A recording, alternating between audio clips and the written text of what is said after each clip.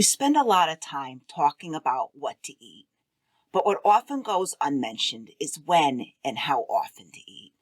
And that timing can play a powerful role in how our body functions, how much inflammation we carry, and how we feel throughout the day. Hi, I'm Valerie, a wellness nurse. I believe that no matter your age or current health status, that you have the power to take charge of your well-being and live a longer, healthier life.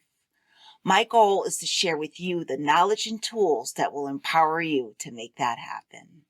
In this video, I'm going to be focusing on a simple shift that can make a big difference: rethinking meal timing.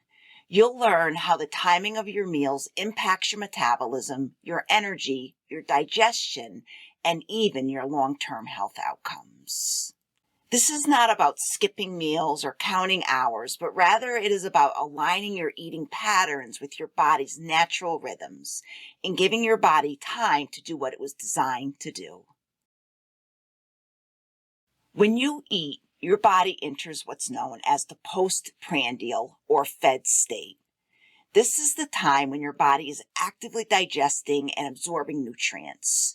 It usually lasts for a couple hours and involves increased blood flow to your digestive system and a release of enzymes and hormones to help break down food. During this time, your body also experiences a temporary increase in inflammation. That might sound a little concerning, but it is actually a completely normal part of digestion. Once the process is finished, that inflammation naturally resolves.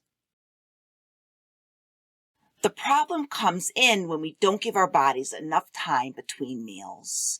If you are constantly grazing, like snacking between meals, or sipping on caloric drinks, or eating meals too close together, your body never has the opportunity to fully reset.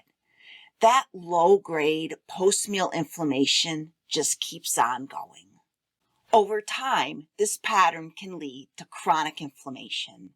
And chronic inflammation is at the root of many of today's most common health issues, including heart disease, diabetes, autoimmune conditions, and even cognitive decline. It can also disrupt gut health and insulin sensitivity, both of which can greatly impact your health and longevity. Spacing your meals out, ideally by at least 4 hours, can make a big difference. It gives your body the time that it needs to finish the digestive process, lower inflammation, and to prepare for the next meal. You are also supporting your natural circadian rhythm, which governs everything from your hormones and sleep cycle to your metabolism. Spacing out your meals restores balance and gives your body the rhythm that it needs to perform optimally. Now let's also talk about overnight fasting. Even though most people associate intermittent fasting with 14 to 16-hour fasts, just going 12 hours overnight can provide some impressive benefits. Giving your body a 12-hour break from eating, so like finishing dinner at 7 and not having breakfast until 7 a.m., can improve insulin sensitivity, reduce oxidative stress, and help regulate blood sugar levels. It may also promote some mild cellular repair processes that contribute to better overall health. This is a gentle, approachable way to begin incorporating fasting benefits without feeling like you're missing out or going to extremes. So the truth is, your body wasn't designed to be digesting food all day long. Giving yourself the space between meals and overnight to fully rest and reset is a powerful way to support your body's natural processes and reduce unnecessary inflammation. You don't need to be perfect. Just begin to notice how often you are eating and see where you might stretch the time between meals, or shift your schedule a bit to allow for more rest between eating. The goal here is simple. Start spacing your meals out at least 4 hours apart and aim for at least 12-hour overnight. This alone can help reduce inflammation, support digestion, and improve your energy and clarity.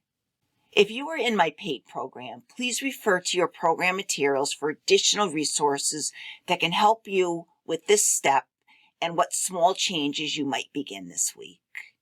And if you are not in my program but want to learn more about it, You can find a link in the video description below. Thank you so much for watching, and as always, please take good care of yourself.